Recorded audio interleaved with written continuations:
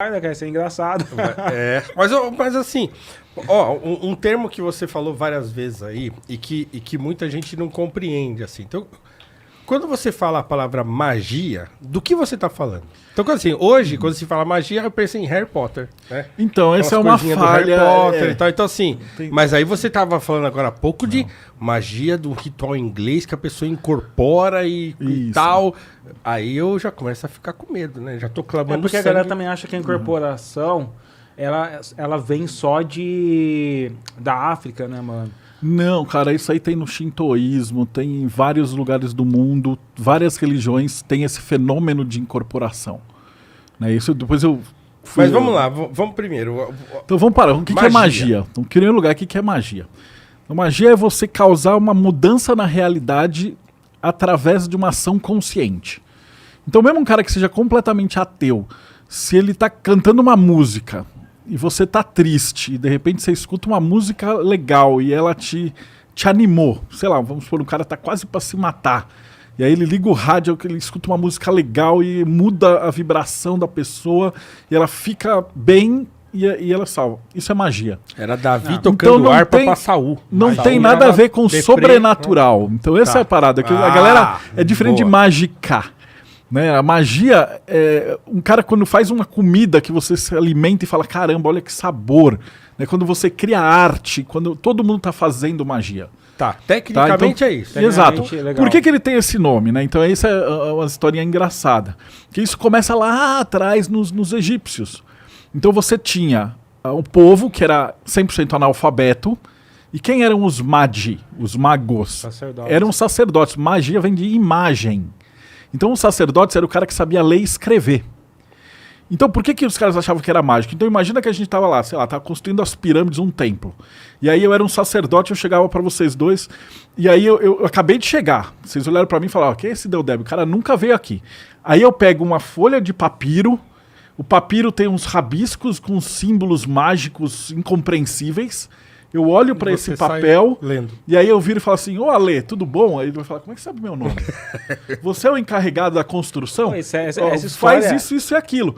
E você, Paulo, você estava responsável por isso? Você continua fazendo o que estava fazendo.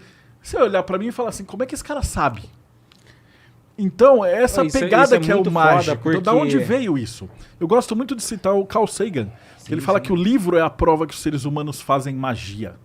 Porque você está pegando um pedaço de casca de árvore morta, com umas manchas de tinta, você olha para essas manchas de tinta, aí um sujeito que morreu 300 anos atrás conversa com você dentro da sua cabeça, e a hora que você põe essa casca de árvore de lado, você tem um conhecimento que você não tinha antes. Então, se isso não é magia, o que é magia? Sabe que, Boa, cara, gostei. É muito foda isso, porque... Sou mágico também, mago.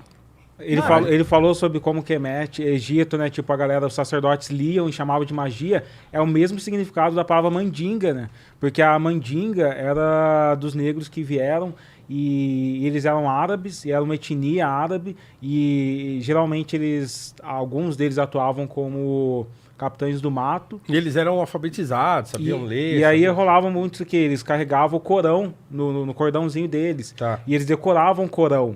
E aí, como que ele sabia que uma outra pessoa negra era de uma outra etnia? Que ele parava você, porque os caras se vestia também para parecer um mandinga. Ele falava, você é mandinga? Ele segurava o Corão e começava a falar a frase deles. A recitar. Se o cara não terminasse de recitar também, eles entendiam que aquele era um negro escravizado. E a galera via isso, fala, porra, vocês estão fazendo mandinga, tá ligado? Aí a palavra dá esse significado de ser magia também, cara.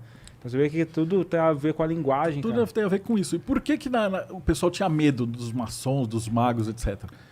Porque era uma coisa meio militar. Então, naquela época, você não aprendia assim só engenharia, você aprendia tudo. Sim. Né? As universidades eram gerais. Sim.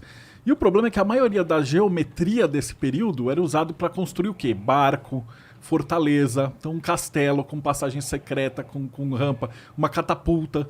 Então eu não podia pegar qualquer Zé Ruela na rua, que nem ter uma faculdade, ensinar tudo isso pro cara e depois dar um abraço. Você corria o risco do cara vir com a catapulta para te destruir depois. Então você precisava confirmar, falar assim, esses dois são de confiança? Ah, legal, vamos fazer uns testes. E aí tinha aqueles testes de coragem, de generosidade e tal, que a gente tem em ordens iniciáticas. E aí fala, pô, esses 2 são dignos, então ensinei para vocês. E aí vocês poderiam ter esse segredo. Então esse segredo era basicamente militar. E aí, através da milícia e do comércio, ele entra pela Europa e ele vai se difundindo. E aí, nesse meio tempo, também tinha aí que mistura a parte sobrenatural, que era, desde a Grécia Antiga, você tem esses relatos de incorporação. Né? E até em igreja evangélica tem, que o cara se chama o santo, fala em línguas, etc.